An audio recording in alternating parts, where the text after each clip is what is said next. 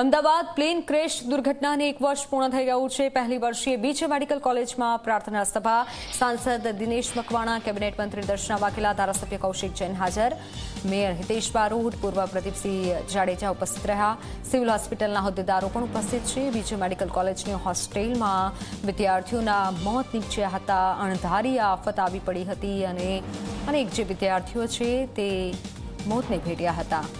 હાલ શ્રદ્ધાંજલિ આપવામાં આવી રહી છે। 1 વર્ષ પૂર્ણ થયું છે। પ્રથમ વર્ષીય છે બીજે મેડિકલ કોલેજમાં પ્રાર્થના સભાનું આજે આયોજન।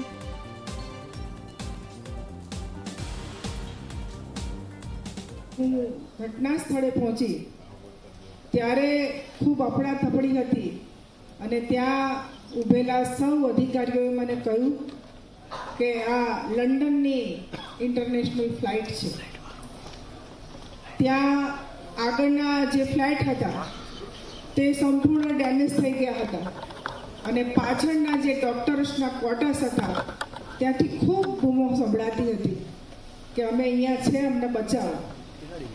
અને ફાયરના કર્મચારી, અમારા લોકલ અહીંના કાર્યકર્તાઓ અને લોકલ લોકો બધાએ પણ એ કામગીરીમાં લાગી ગયા।